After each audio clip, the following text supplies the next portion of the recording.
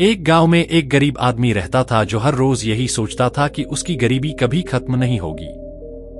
लेकिन एक दिन उसकी जिंदगी तब बदल गई जब उसकी मुलाकात एक संत से हुई। संत ने उससे कहा, गरीबी सिर्फ भौतिक नहीं होती, ये आपके सोचने के तरीके का भी नतीजा होती है। क्या आप जानना चाहेंगे कि उस व्यक्ति ने कैसे अपनी किस्मत बदली?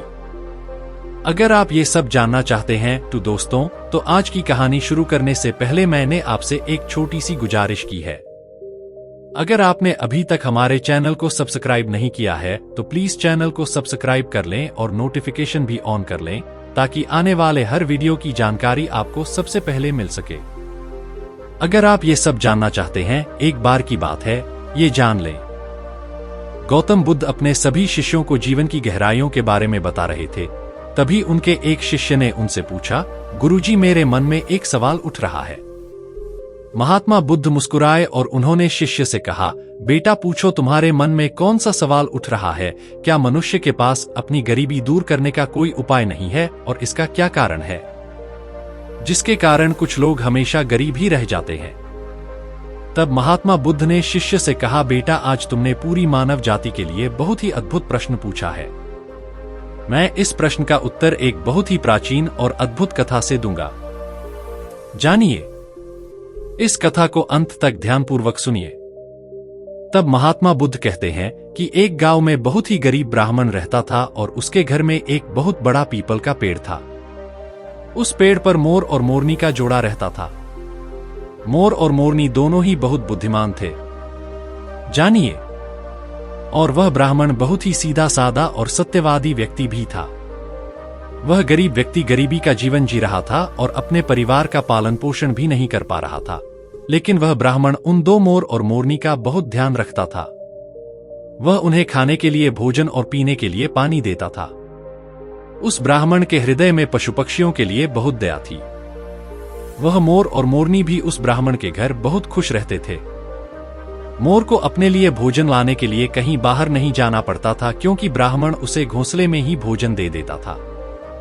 फिर एक दिन मोरनी मोर से कहती है कि यह ब्राह्मण दिल का इतना अच्छा है और हमारी इतनी सेवा करता है, लेकिन यह जरूरत से ज्यादा सरल है। अपने भोलेपन के कारण इसने अपना आत्मविश्वास खो दिया है और यह अपने परिवार का भरण पोषण ठीक से नहीं कर पा रहा है।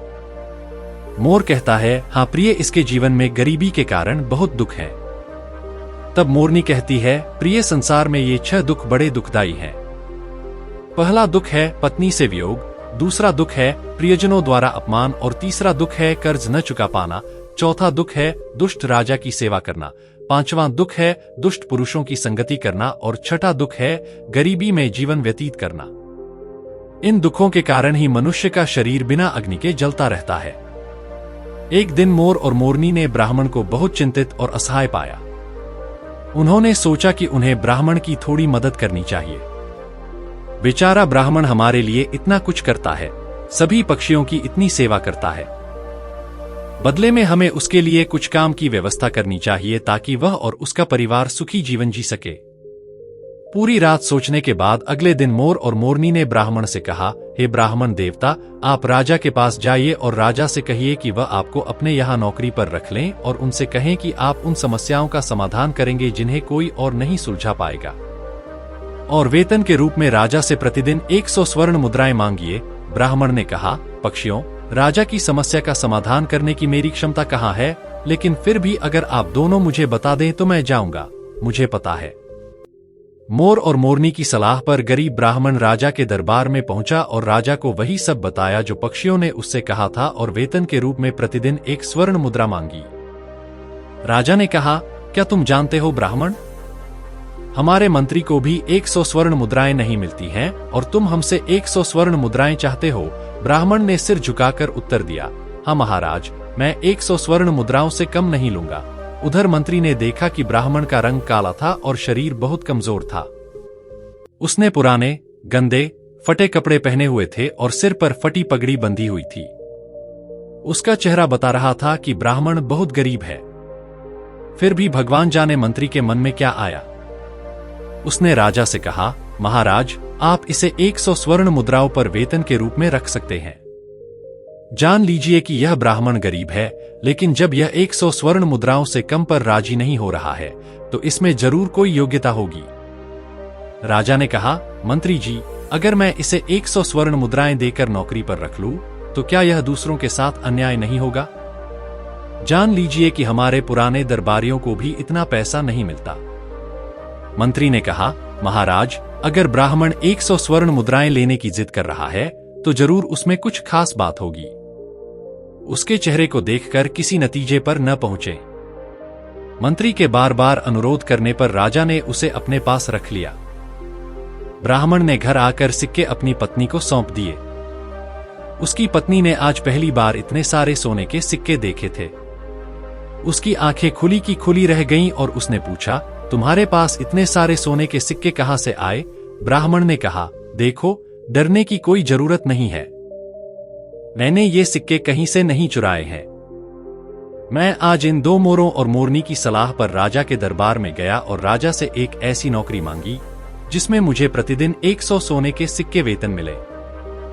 फिर मंत्री की सिफारिश पर राजा ने मुझे काम पर रख लिया, लेकिन मुझे यह सोचकर आश्चर्य हो रहा है कि राजा ने मुझे काम पर तो रख लिया, लेकिन अगर कोई ऐसा काम आ गया तो मैं उसका समाधान कैसे करूंगा? तब मोर ने हंसते हुए कहा, ब्राह्मण देवता, चिंता मत करो, जानो, भगवान ही राय देते हैं।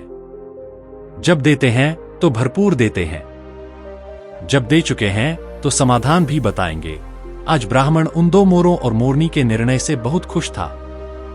अब हर दिन ब्राह्मण को राजा के दरबार से 100 सोने के सिक्के मिलने लगे। ब्राह्मण हर दिन सिक्के लाता और अपनी पत्नी को देता। ब्राह्मण की पत्नी ने पहले उन सिक्कों से अपनी दैनिक जरूरतें पूरी की और बचे हुए पैसे ब्राह्मण और ब्राह्मण की पत्नी ने मोर और मोरनी को दे दिए और कहा कि इन सिक्कों पर तुम्हारा भी अधिकार है। फिर मोर और मोरनी उन सोने के सिक्कों का इस्तेमाल दान पुण्य के लिए करने लगे। उन्होंने उन सिक्कों से गरीबों को खाना खिलाना शुरू किया, जंगल में रहने वाले जानवरों के लिए पानी की व्यवस्था की और धीरे धीरे पति पत्नी ने ब्राह्मण की मदद से एक स्कूल खोल दिया ताकि गरीब लोगों के बच्चे जो पैसे के अभाव में पढ़ नहीं पाते थे वे भी पढ़ सकें। अक्सर गरीबी के कारण कई गरीब बच्चों का भविष्य भी सीमित रह जाता है। उनके अंदर उभर रही प्रतिभा को पैसे के अभाव में पंख नहीं मिल पाते, इसलिए वे सक्षम होते हुए भी बस लाचार और शक्तिहीन ही रह जाते हैं। मोर और मोरनी ने उन रुपयों से शहर के हर गरीब और असहाय व्यक्ति की मदद की। दूसरी ओर महल में ब्राह्मण को देखकर अन्य दरबारी उससे ईर्ष्या करने लगे। वे हमेशा सोचते थे कि मंत्री की मूर्खता के कारण यह ब्राह्मण प्रतिदिन 100 स्वर्ण मुद्राएं लेता है और राजा साहब ने अभी तक इससे 100 स्वर्ण मुद्राओं के लायक कोई काम नहीं करवाया है। फिर एक दिन ऐसा हुआ कि उस ब्राह्मण की परीक्षा का समय भी आ गया। राजा के दरबार में दूसरे देश के राजा का दूत आया और उसने कहा, महाराज, यदि आप हमारे दोनों प्रश्नों का सही उत्तर दे देंगे तो हमारे राजा आपको अपना आधा राज्य दे देंगे, अन्यथा आपको अपना आधा राज्य देना पड़ेगा, और यदि आपने इस प्रस्ताव को अस्वीकार कर दिया तो वह आप पर आक्रमण कर देंगे। उस दुधवाले की बातें सुनकर राजा को बड़ी चिंता हुई कि यदि उसने दूसरे राजा की बात नहीं मानी तो व्यर्थ में ही रक्तपात हो जाएगा। फिर यह सोचकर राजा ने दूधवाले से कहा कि तुम अपने राजा के दोनों प्रश्न हमें बताओ। यह कहकर दूधवाले ने एक पालकी मंगवाई। उस पालकी में 3 मूर्तियां रखी। दूत बोला, महाराज, हमारे राजा का पहला प्रश्न है कि इन तीनों में से सर्वश्रेष्ठ मूर्ति कौन सी है, जानिए। यह सुनकर राजा और सभी दरबारी सोच में पड़ गए। ये मूर्तियां तो एक जैसी दिखती हैं, फिर इनमें से कोई एक सर्वश्रेष्ठ कैसे सिद्ध हो सकती है? राजा सहित सभी दरबारी उन मूर्तियों में अंतर सिद्ध नहीं कर पाए। तभी अचानक मंत्री को याद आया कि हमने 100 स्वर्ण मुद्राओं के वेतन पर एक ब्राह्मण क्यों रखा है। तब राजा ने तुरंत उस ब्राह्मण को बुलाया और उससे तीनों मूर्तियों में अंतर बताकर सर्वश्रेष्ठ सिद्ध करने को कहा। बेचारा भोला भाला ब्राह्मण मूर्तियों को देखकर हैरान रह गया कि इन तीनों मूर्तियों में अंतर कैसे पता करे। जानिए, यदि वह नहीं बता पाया तो राजा उसे नौकरी से निकाल देगा। अब तो दरबार में ईर्ष्यालु लोग भी सोचने लगे कि आज इस ब्राह्मण का खेल खत्म हो जाएगा। बहुत देर तक मूर्तियों को ध्यान से देखने के बाद भी ब्राह्मण को कुछ समझ में नहीं आया तो ब्राह्मण बोला, महाराज, इन मूर्तियों को एकांत कमरे में रख दीजिए, तब तक मैं अपने घर जाकर वापस आ जाता हूं। लौटते समय मैं तुम्हें इन तीनों मूर्तियों में अंतर अवश्य बताऊंगा तथा इनमें से सर्वश्रेष्ठ मूर्ति कौन सी है यह भी बताऊंगा। यह कहकर ब्राह्मण अपने घर चला गया। उधर राजा ने उन मूर्तियों को एकांत कमरे में रखवा दिया। ब्राह्मण सीधा अपने घर गया तथा मोर और मोरनी को सारी बात बताई। यह सुनकर मोर बोला, ब्राह्मण देव, जब तीनों मूर्तियां एक जैसी दिखती हैं तो उनमें अवश्य ही अंतर होगा। आप एक काम करो, उन मूर्तियों के कानों में एक पतला तार डाल दो तथा बताओ कि वह तार कहां से निकलता है। आकर मुझे बताओ, मैं तुम्हें अंतर समझा दूंगा। ब्राह्मण तुरंत राजमहल गया तथा मूर्तियों के पास जाकर उनके कानों में एक पतला तार डाल दिया तथा निरीक्षण करने लगा। उसने पहली मूर्ति के कान में तार डाला तो वह तार दूसरे कान से निकल आया। फिर उसने दूसरी मूर्ति के कान में तार डाला तथा वह मुंह से निकल आया। फिर ज्ञान माना जाता है। मोर ने जो कुछ बताया ब्राह्मण ने वही जाकर राजा को बताया और राजा ने फिर दूसरे देश के राजा को बताया। दूसरे देश का राजा इस उत्तर से बहुत संतुष्ट हुआ। सभी दरबारी भी ब्राह्मण के उत्तर से बहुत प्रसन्न हुए और ब्राह्मण की जय जयकार करने लगे। तब दूत ने दूसरा प्रश्न किया कि वह व्यक्ति कौन है जो मरे हुए व्यक्ति के कारण जीवित रहता है, और वह व्यक्ति कौन है जो जीवित व्यक्ति के कारण ही जीवित रहता है। प्रश्न सुनते ही ब्राह्मण फिर से मोर और मोरनी के पास दौड़ा और इस बार मोरनी ने बताया कि हे ब्राह्मण भगवान, इसका उत्तर एक ही है, वह आप हैं। एक ब्राह्मण है और दूसरा व्यक्ति वैद्य है। जब कोई व्यक्ति मर जाता है तो पंडित यानी ब्राह्मण मृतक के अंतिम संस्कार से लेकर श्राद्ध कर्म तक का कार्य करके दक्षिणा लेकर अपनी आजीविका चलाता है, और दूसरा व्यक्ति यानी वैद्य, एक वैद्य मृत्यु की ओर जा रहे बीमार लोगों को जीवित रखता है और उनसे अर्जित धन से अपना पेट भरता है। ब्राह्मण ने जाकर यह उत्तर राजा के सामने रख दिया। पूरा दरबार ब्राह्मण की जय जयकार करने लगा। फिर शर्त के अनुसार राजा को आधा राज्य मिल गया। पूरे नगर में ब्राह्मण का सम्मान बढ़ गया। फिर एक दिन राजा ने सोचा कि ब्राह्मण प्रश्न सुनकर उसके घर क्यों गया, इसका कोई कारण तो होगा। राजा के पूछने पर ब्राह्मण ने बताया कि उसके घर के बाहर पीपल का पेड़ है, उस पेड़ पर मोर और मोरनी का जोड़ा रहता है। दोनों पति पत्नी बहुत बुद्धिमान हैं।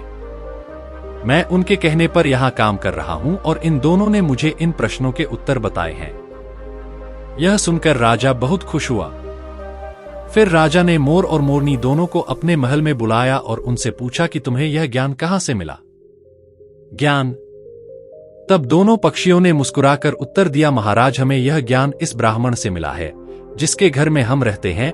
यह ब्राह्मण बहुत विद्वान है, इसने शास्त्रों का खूब अध्ययन किया है। जब यह ब्राह्मण शास्त्रों का अध्ययन करता था ज्ञान, तो हम पेड़ पर बैठकर सुनते थे। यह उनकी कृपा का ही फल है।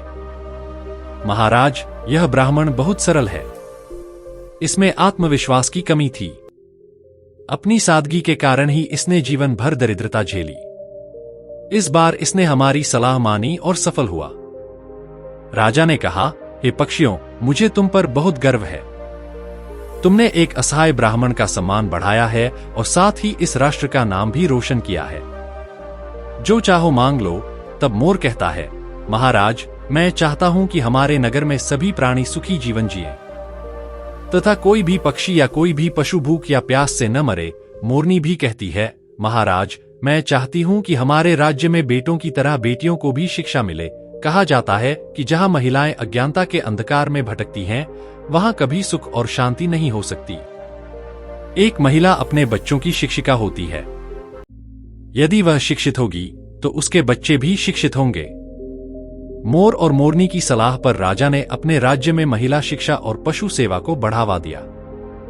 दोस्तों, कहानी खत्म करते हुए महात्मा बुद्ध कहते हैं, पता है, जिस तरह सबसे सुंदर फूल भी खुशबू के बिना बेकार है, उसी तरह कोई भी व्यक्ति कितना भी सुंदर, बलवान या धनवान क्यों न हो, शिक्षा के बिना और जानवरों के प्रति दया के बिना सब बेकार है। तब महात्मा बुद्ध अपने शिष्य से कहते हैं कि गरीबी दूर करने के लिए किसी भी व्यक्ति का शिक्षित होना बहुत जरूरी है और हर व्यक्ति का आत्मविश्वास से भरा होना भी बहुत जरूरी है। हम उम्मीद करते हैं दोस्तों, गरीबी सिर्फ एक आर्थिक स्थिति नहीं है, बल्कि यह हमारे सोचने के तरीके और हमारे कार्यों का परिणाम है। जान लें कि अगर हम अपनी सोच को सकारात्मक रखें और सही दिशा में मेहनत करें तो हम अपनी गरीबी को भी दूर कर सकते हैं। तो दोस्तों, याद रखें कि आपका भाग्य आपके हाथों में है। अगर आप आज से ही सही कदम उठाएंगे तो गरीबी कभी भी आपके जीवन का हिस्सा नहीं बनेगी। क्या आप तैयार हैं अपने जीवन में बदलाव लाने के लिए? आज से ही शुरुआत करें और देखें कि आपका जीवन कैसे बदलता है। इस प्रेरणादायक कहानी को अपने दोस्तों और परिवार के साथ शेयर करें ताकि वे भी इस सीख से लाभ उठा सकें। अगर आपको यह वीडियो पसंद आया हो तो प्लीज लाइक करें, कमेंट करें और हमारे चैनल को सब्सक्राइब करें ताकि आप हमारे आने वाले प्रेरक वीडियो मिस न करें। धन्यवाद। नमो बुद्धाय। नो।